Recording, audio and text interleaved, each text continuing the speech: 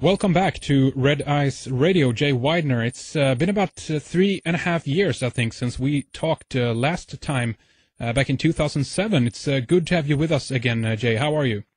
Hey, it's great to be back. I'm great. How are you, Henrik? I'm excellent. Thank you for asking. You really have been doing a lot of work since we last talked with you. Obviously, I think the biggest and one of the most important development that you've been working on is the new Kjubriku films, 3-part series. The first one of these are out right now.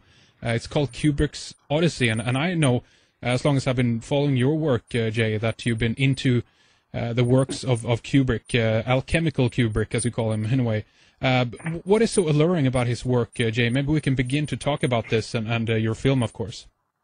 Stenli Kjubrik is, in my view, the most consummate of all filmmakers, because he not only had the intellectual background needed to be a good filmmaker, but he also had the talent, visual talent. His films are incredibly visual, and they don't seem to erode. Even films as old as Paths of Glory still hold up really well. And so it was a combination of his intellectual skills and his technical skills that attracted me, and the fact that he didn't like to tell stories in the way that Hollywood prefers stories to be told, and that attracted me. But most of all, it's his content, and each film takes a different part of the human drama and breaks it apart so that we can understand it and therefore ourselves a lot better. And my whole thesis, of course, is that he was, after Dr. Strangelove, when the military saw the technical feat that he did creating the B-52 bombers, they realized that this guy was really good, and they hired him to do the Apollo moon landings, which is not to say they didn't go to the moon. I do believe they have gone to the moon, but I don't believe what they showed us was really true, and I think I proved beyond any shadow of a doubt in the new film, Kubrick's Odyssey, how he did it, showing devastating evidence of it.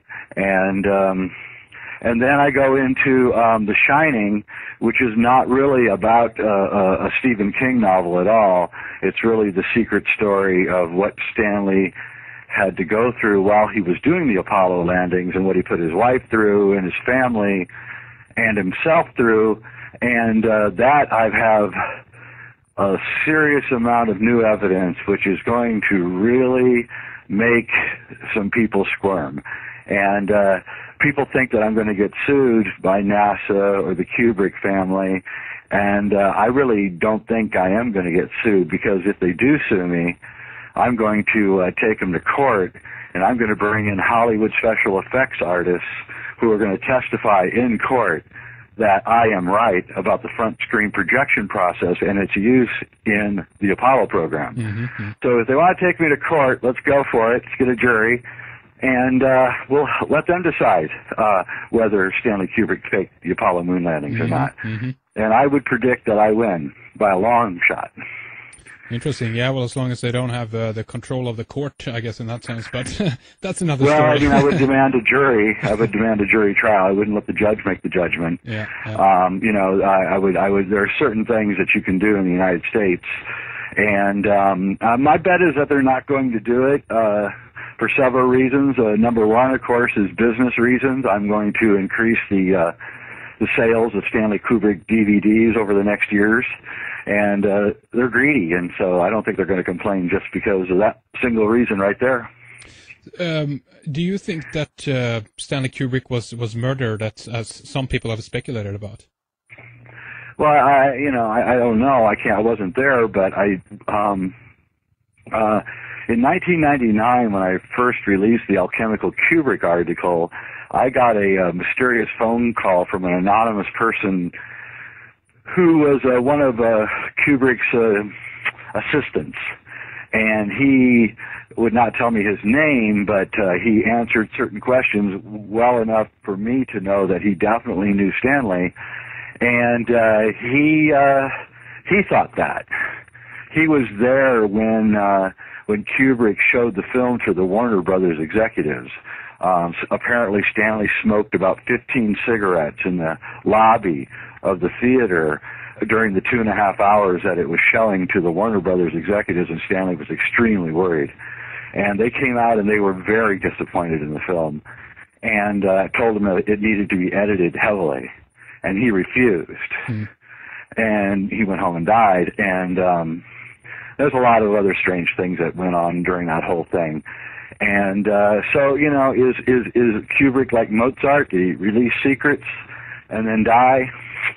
I think he did, and the reason I think he did is because even though Eyes Wide Shut is severely edited, and even though Eyes Wide Shut has severe continuity errors in it, which Kubrick would have never let happen, which means that things have been cut out in between the shots, enough is in it to make one realize that Eyes Wide Shut is really a film about Operation Monarch, which is a CIA operation, which uses beauty queens to mind controls beauty queens to infiltrate various organizations and things like that. What's interesting about Eyes Wide Shut is that, and I'm having a total blank now on the name of Sidney Pollack, but Sidney Pollack's name in the movie, and he's the guy who's playing pool at the end and telling Tom Cruise not to mess with them. Yeah, the his name, the doctor, his name in Yiddish is bricklayer. And bricklayer is, of course, Mason. And he's obviously the head of it. So, you know, he's the head of the Masons. And Kubrick is telling you pretty clearly by using his name that is so. And then you begin looking at other things in Eyes Wide Shut, like the fact that the orgy scene in Eyes Wide Shut was filmed at Nathan Rothschild's mansion outside London. And you begin to put together these things, and you begin to realize that Kubrick, I don't know why, but he felt the need to fully explain everything of the occult kind before he died. And it really helps people like me who are going through his films and trying to untangle them to have Eyes Wide Shut, because it confirms that there was an occult connection in Kubrick's life, and I believe Eyes Wide Shut is really the story of Stanley Kubrick. I believe that he did go to these parties. I do believe that he did rub shoulders with the elites of the world, and he did their bidding. But just like Tom Cruise and just like Jack Nicholson in The Shining, even though it appears that he's been accepted into this group, in reality he is not accepted and will never be accepted, and will forever, just like Jack Nicholson will forever be the caretaker of the Overlook, so too will Tom Cruise always be just the house doctor to the elite. And so you're accepted into an outer circle as a servant to them, and that's what Kubrick felt that he was just a servant to the elite. And this is why he walled himself off in a big estate in London and chased people off with shotguns and things, notorious, not because he didn't like people, but because he was so bloody paranoid over what he had seen and what he had done and what he knew, that he didn't want anyone around him, because somebody died. Kubrick is obsessed with this idea, both in The Shining and Eyes Wide Shut, that somebody knew something about him and they paid their life for it, whether it's the girl who saves him at the orgy or whether it's Halloran dying in The Shining. He told somebody something. They died because of what Kubrick told him, and this haunted Stanley all the way to the end of his days. And this is why he was a recluse and why he was so strange. And I think it's completely and totally understandable.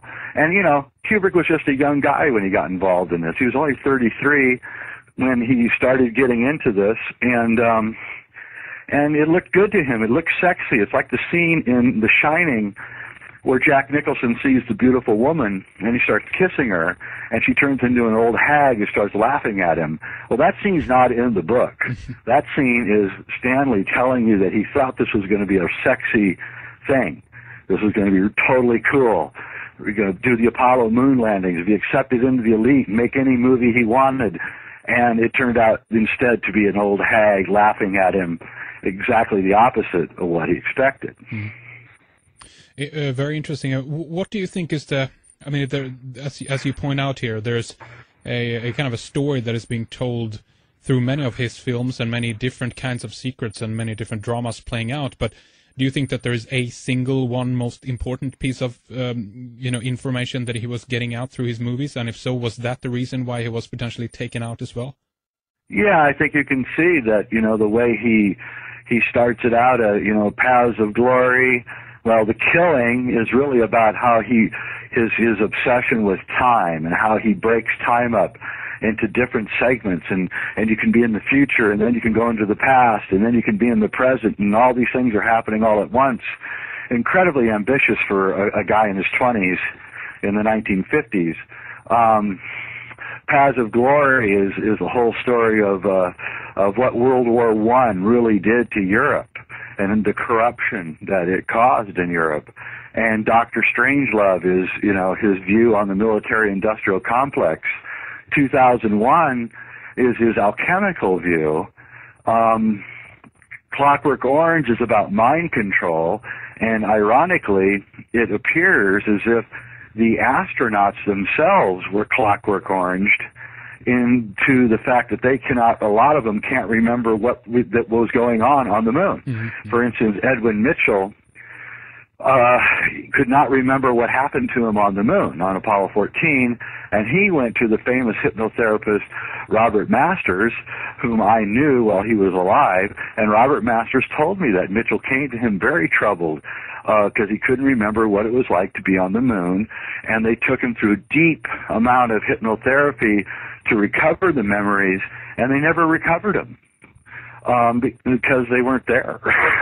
And Buzz Aldrin, in his book Return to Earth, which he wrote about the Apollo missions, he talks about the one-year anniversary of Apollo 11, and he's on the stage at Las Vegas, a big celebration for the one-year anniversary, and a reporter says, "Hey, Buzz, come on, tell us the truth.